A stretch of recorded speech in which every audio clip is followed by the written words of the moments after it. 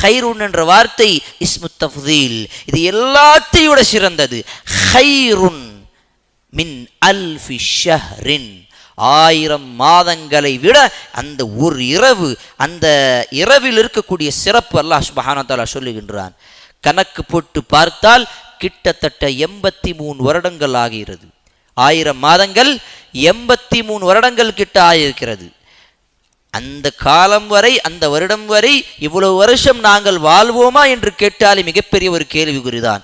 ஆனால் அதில் செய்யக்கூடிய 83 வருடங்களுடைய நன்மைகள் ஒரே இரவில் நமக்கு கிடைக்கக்கூடிய மிகப்பெரிய ஒரு வாய்ப்பை, பாக்கியத்தை அல்லாஹ் இந்த லைலத்துல் கத்ர் புனிதமிக்க இந்த இரவில் அல்லாஹ் கொடுத்திருக்கிறான்.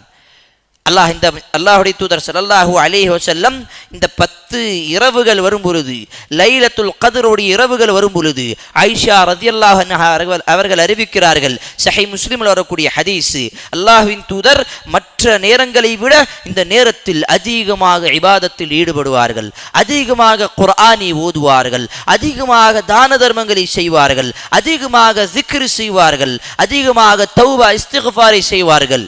எந்த அளவுக்கு என்று சொன்னால், அல்லாஹ்வின் தூதர் ஸல்லல்லாஹு அலைஹி வஸல்லம் அவர்களுடைய அந்த இபாதத்துகளுடைய நிலைமை பற்றி, பண்பை பற்றி அன்னை ஆயிஷா ரலியல்லாஹு அன்ஹா அவர்கள் அறிவிக்கிறார்கள். அவர்களுடைய தர்மம் மட்டும் எப்படி இருக்கும் என்று தெரியுமா? காற்றின் வேகத்தின் அளவுக்கு, காற்று வீசக்கூடிய அந்த வேகத்தின் அளவுக்கு ரசூலுல்லாஹுடைய தான தர்மங்கள் இருக்கும். அதற்காக ரசூலுல்லாஹ் அவர்கள் மிகப்பெரிய ஒரு பணக்காரரோ மிகப்பெரிய செல்வந்தரோ கிடையாது. ரசூலுல்லாஹுடைய வீட்டில் ஒரு பேரித்த பழத்தை தவிர வேறு எந்த பொருளும் கிடையாது. மதீனாவில் அல்லாஹுடைய தூதருக்கு 9 வீடுகள் இருந்தது கடைசி நேரத்தில். ஆனால் கடைசி நேரத்தில் அவர்களுடைய வீட்டில் பார்க்கும் பொழுது உண்ணக்கூடிய உணவுக்கு ஒரு பேரித்த பழமும் தண்ணீரை தவிர வேறு எந்த பொருளும் கிடையாது. அல்லாஹு அக்பர்.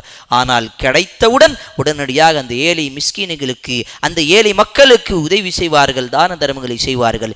இப்படிப்பட்ட முஹம்மது நபி ஸல்லல்லாஹு அலைஹி வஸல்லம் இந்த புனிதமிக்க ரமதானுடைய மாதத்தில், இந்த கண்ணியமிக்க இந்த 10 இரவில் இபாதத்துகள் அதிகப்படுத்துவார்கள்.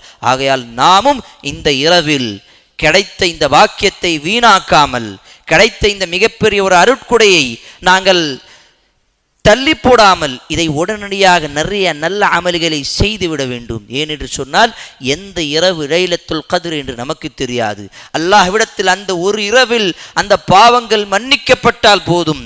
அல்லாஹ்வின் தூதர் ஸல்லல்லாஹு அலைஹி வஸல்லம் சொல்லியிருக்கிறார்கள், அந்த மனிதனுடைய அத்துணை பாவங்களும் மன்னிக்கப்படும், அவன் இதற்கு முன் செய்த அத்துணை பாவங்களும் மன்னிக்கப்படும், அவன் தௌபா இஸ்திக்ஃபாரை செய்தால். அப்படி செய்யாவிட்டால், இந்த லைலத்துல் கத்ருடைய இந்த இரவில் பாவ மன்னிப்பை தேடாவிட்டால்,